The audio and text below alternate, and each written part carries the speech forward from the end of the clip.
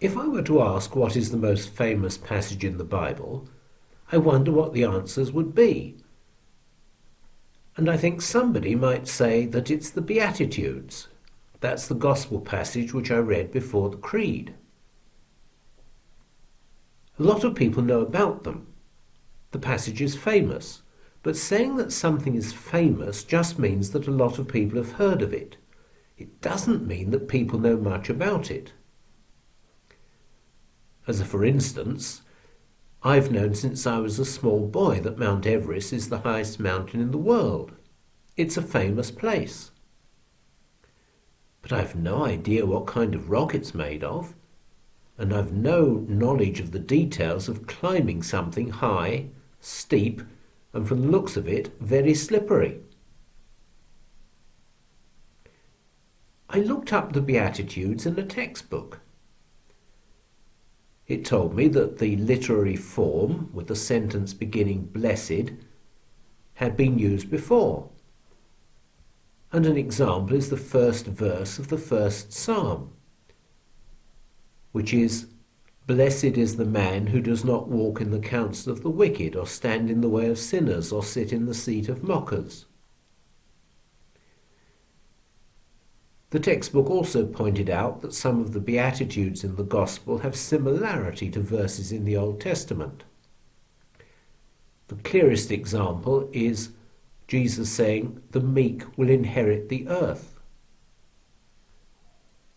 That obviously comes from Psalm 37, verse 11, which is, "But the meek will inherit the land and enjoy great peace." The similarity there is quite obvious, isn't it? That doesn't mean it's a surprise. Some of Jesus' most powerful statements were quotes from the Old Testament. Those are details of the literature. It doesn't change something. The Beatitudes in Matthew are just a brilliant piece of writing or speaking. They're short, punchy sentences packed together, and they paint a picture. Now, what about that first word blessed in each sentence? I'm always a bit vague about its meaning in English.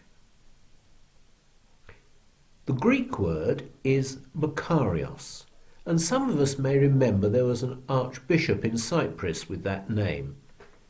Archbishop Makarios was a campaigner for independence from the British, and eventually he became the first president of Cyprus. I got out a Greek lexicon, a big book giving the meanings of Greek words, and looked up Makarios. There's quite a long entry for that word.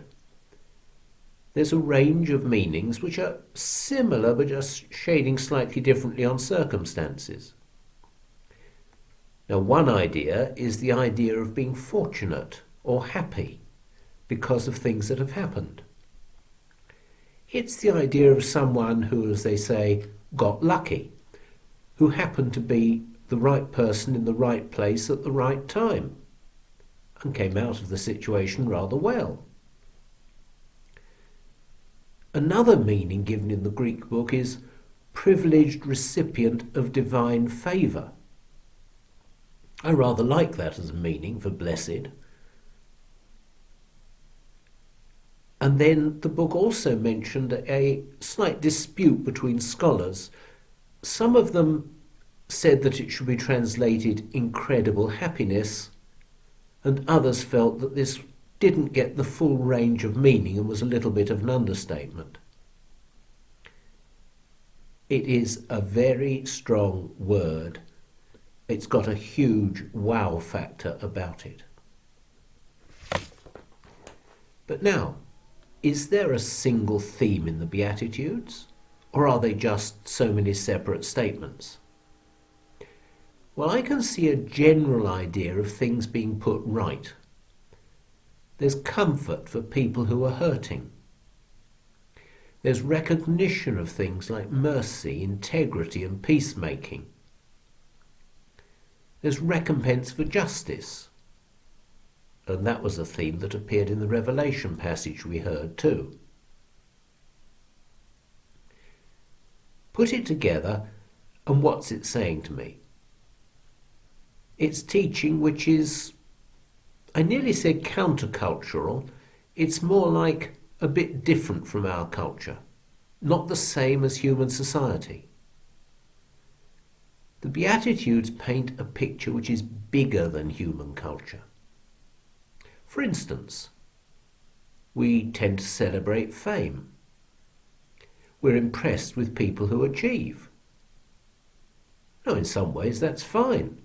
I'm very happy to applaud, say, a very good cyclist who, through a lot of effort and dedication, succeeds in cycling round France faster than anybody else.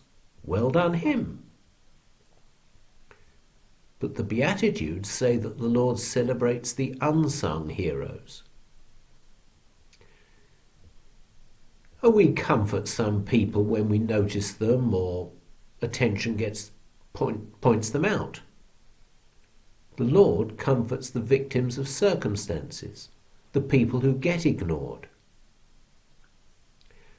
So what the Beatitudes are saying to me is that the kingdom of heaven, with our Lord in charge of it, is more complete than human society. The Lord won't miss out when society does. The Lord won't get it wrong when society does. He is always there. He is always right. Lord, thank you that you love us so much.